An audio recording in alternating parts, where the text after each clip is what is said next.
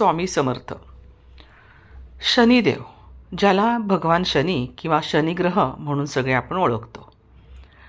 शनीची 7.5 म्हणलं की सगळ्यांच्या हृदयाचा थरकाप उडतो. असं वाटतं सगळ्यांना की आपल्या आयुष्यात आता काय काय वाईट होणार आणि काय घडेल माहीत नाही.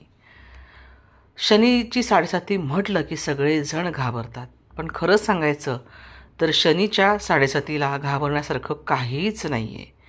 सांगितलेले जे त्याचे उपाय असतात, शनीला प्रसन्न कसं करून घ्यायचं हे जे काही उपाय आहेत ते जर तुम्ही केलेत तर तुम्हाला शनीची 7.5 आली केव्हा आणि गेली केव्हा हे कळणारसुद्धा नाही.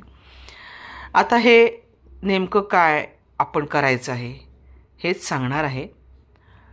परंतु त्यापूर्वी शनिग्रह, आपण जरी शनिग्रह म्हणून ओळखत असो शनिदेवाला, तरी तो सूर्यदेव आणि छाया यांचा मुलगा आहे, म्हणून त्याला छायापुत्र असं सुद्धा म्हटलं जातं. आता बरेच जण त्याला 9 ग्रहांपैकी एक ग्रह असं मानतात. शनिदेवाला न्यायदेवता, कर्माचं प्रतीक म्हणून ओळखलं जातं आणि तो प्रत्येक माणसाला त्याच्या कृत्यानुसार बक्षीस देतो आणि शिक्षासुद्धा देतो. आता हिंदू पौराणिक कथांमध्ये जेव्हा मूल जन्माला येतं तेव्हा त्याची पत्रिका, जन्मपत्रिका जेव्हा पाहिली जाते आणि ग्रहांच्या स्थानावर आधारित तयार केली जाते तेव्हा ती त्यांचे भविष्य ठरवत असते. आणि तिथूनच हा असा ग्रह आहे की जिथून लोकांच्या दुर्दैवाची सर्वाधिक लोकांना भीती वाटते. ज्याच्या प्रभावाखाली जन्मलेल्यांना त्यांच्या कुंडलीमध्ये शनी महादशा किंवा 7.5 नावाची स्थिती असते, ज्याच्यामुळे त्यांच्या जीवनात अपार समस्या, दुःख, अशांतता निर्माण होते. पण त्यासाठीच त्याला जर योग्य प्रकारे प्रसन्न करून दोषांवरती मात करता येऊ शकत असेल तर का करायची नाही. तोच भक्तांना शिकवतो आणि तोच त्यांच्या चुका सुधारण्याची सुद्धा संधी देतो.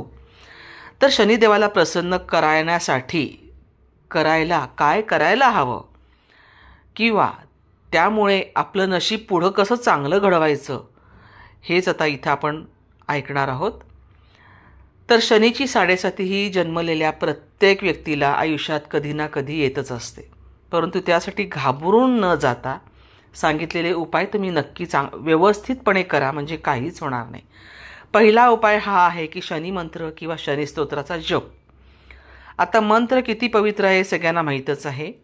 सगळ्या मंत्राची शक्ती पूर्णपणे समजू शकत नसले तरी वापरलेले ध्वनी, शब्द आणि वाक्प्रचार ह्यामध्ये आध्यात्मिक आणि परिवर्तनीय शक्ती आहे. तुम्ही शेवटी संबंधित देवाशी मानसिक आणि आध्यात्मिकरित्या जोडलं जाणं हे महत्त्वाचं आहे, कारण या मंत्राचे त्याच्या हृदयातच विशेष स्थान आहे. आणि म्हणून शनी मंत्र किंवा शनी स्तोत्रम ह्याचा जप ज्यांना 7.5 लागणार आहे त्यांनी करावा. त्याचप्रमाणे शनिदेव हे कर्माचे स्वामी आहेत हे आधीच सांगितलं. त्याप्रमाणे ते त्या माणसाला त्याच्या वागण्यानुसार, कृत्यानुसार शिक्षा देतात, दंड देतात. परंतु तो किती दयाळू आणि कोमल मनाचा हे खूप कमी लोकांना माहिती आहे. लोकांच्या सत्कर्माने शनिदेव प्रसन्न होतात आणि हे खरं आहे की तुम्ही जे पेरता तेच तुम्ही उगवता. तर आता शनी कर्माची देवता आहे, त्यामुळे स्वेच्छेने गरजूंना प्रेमाने मदत करण्याच्या हेतूने त्यांच्या बदल्यात कशाचीही अपेक्षा न करता तुम्ही दान करायचं. हा दुसरा भाग. शनिदेवाला प्रसन्न करण्यासाठी छोट्या पण प्रभावी आणि व्यावहारिक पद्धतीने तुम्ही तुमची देणगी मोहीम पूर्ण केल्यानंतर तुमचे जे मिळणारे समाधान असते ते तुमच्यासाठी पुरेसे असते. त्यामुळे शनिदेवाच्या प्रसन्नतेसाठी शनिवारी तुम्ही दान करा. आता दान तुम्ही तिसरी गोष्ट म्हणजे तीळ किंवा मोहरीच्या तेलाचा हलका दिवा लावायचा आहे आपण. म्हणजे त्याला मोहरी किंवा तिळाच्या तेलाचा दिवा लावल्यानंतर शनिदेव प्रसन्न होतो. शनिवारी, कारण शनिवार हा त्याला समर्पित आहे म्हणून काळे कपडे घालण्याचा सल्ला दिला जातो किंवा निळे कपडे घालण्याचा सल्ला दिला जातो. काळे कपडे, काळे तीळ, उडीद डाळ, लोखंडी भांडी आणि घोंगडी अर्पण केल्यास चांगले फळ मिळते. म्हणजे हे शनिदेवाला तुम्ही अर्पण करा किंवा त्याचं तुम्ही दान करा. हे केल्यामुळे शनिदेव प्रसन्न होतो. ही झाली तिसरी गोष्ट. आता चौथी गोष्ट आहे जीवनातनं विषारी पदार्थ काढून टाका. म्हणजे आता काय करायचं? विषारी पदार्थ कोणते? तर ज्याच्यामुळे आपल्या आयुष्यात विष निर्माण होतं. तर मद्यपान आणि मांसाहार यापासून जो दूर राहतो त्याच्यावर शनिदेव सहज प्रसन्न होतात, सहज. त्यामुळे ह्या गोष्टी ज्या आपल्या आयुष्यामध्ये विषकारक आहेत त्या दूर करा. आणि चांगल्या परिणामांची अपेक्षा करण्यासाठी तुम्ही वडाच्या झाडाला गोड दूध देऊ शकता. म्हणजे वडाच्या झाडाला फेरी मारायची आणि त्याच्या मुळापाशी गोड दूध अर्पण करायचं. ही झाली चौथी. आता पाचवी गोष्ट अशी आहे की दर शनिवारी तुम्ही हनुमानाची पूजा करा. आता शनिवारचा संबंध हा हनुमानाशी सुद्धा आहेच. दर शनिवारी हनुमान चालिसाचा जर पाठ केला तर शनिदेव प्रसन्न होतात. आणि माकडांना गूळ आणि काळे चणे खाऊ घातल्याने सुद्धा तुमच्या आयुष्यात चांगलं नशीब निर्माण होतं. तुमच्या इथे माकडं असतील तर त्यांना नक्की गूळ आणि काळे चणे खाऊ घाला. हे झालं पाचवं. सहावं, पिंपळाच्या झाडाची पूजा करायची. आता महादोषाचा भार जेव्हा असतो तेव्हा विशेषतः शनिवारी सकाळी पिंपळाच्या झाडाची पूजा करणं उचित मानलं जातं. पिंपळाच्या झाडाला पाणी अर्पण करायचं आणि घड्याळाच्या दिशेने सुमारे 7 वेळा प्रदक्षिणा करायचं. या क्रियेला आपण परिक्रमा म्हणतो. तर त्याला फेऱ्या मारायच्या, 7 फेऱ्या मारायच्या. या पद्धतीने तुम्ही शनिदेवाला प्रसन्न करू शकता आणि तुमच्या आयुष्यामध्ये तुम्ही बदल घडवू शकता.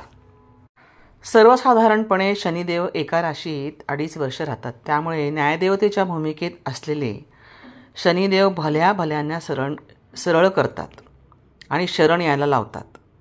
त्यामुळेच शनिदेव राशीला येणार म्हटलं की प्रत्येक जातकाला घाम फुटल्याशिवाय राहत नाही. आता हे नवीन जे वर्ष आहे 2025, या वर्षामध्ये राशीचक्रामध्ये उलतापालत करणारं हे वर्ष आहे. कारण शनिदेव गोचर करणार आहे. त्याच्यामुळे मेष राशीच्या पहिल्या चरणात तो प्रवेश करणार आहे आणि म्हणजेच 7.5चा सुरुवातीचा 2.5 वर्षाचा कालावधी सुरू होणार आहे. आणि मकर राशीमध्ये सुद्धा शनीचा प्रभाव दूर होणार आहे. मकर राशीची जी 7.5 ती आता संपणार आहे. वृश्चिक आणि कर्क राशी आहे त्यांची सुद्धा 2.5 संपणार आहे. 29 मार्चपासून शनी महाराज गोचर करणार आहेत. म्हणजेच मीन राशीतनं मेष राशीत प्रवेश करणार आहेत. कुंभ राशीला 7.5चा शेवटचा टप्पा आहे. मीन राशीला मधला आहे. तर मेष राशीचा पहिलाच टप्पा सुरू होणार आहे.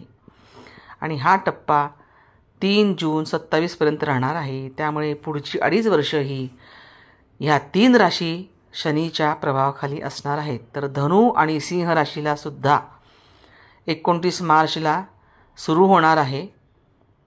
आणि सिंह राशीला आणि धनु राशीला 2.5 सुरू होणार आहे. मेष राशीची जी आहे ती 7.5 31 मार्च 2032पर्यंत राहणार आहे. त्यामुळे कुठल्याही जातकांनी न घाबरता जे उपाय सांगितलेले आहेत ते उपाय तुम्ही जरूर करा आणि त्या उपायांचा तुम्हाला नक्कीच फायदा होणार आहे. तुम्ही शनिदेवांना प्रसन्न करून घ्या. शनिदेव आपल्याला वाटतात, तुम्हाला वाटतात तसे खूप कडक नाहीत.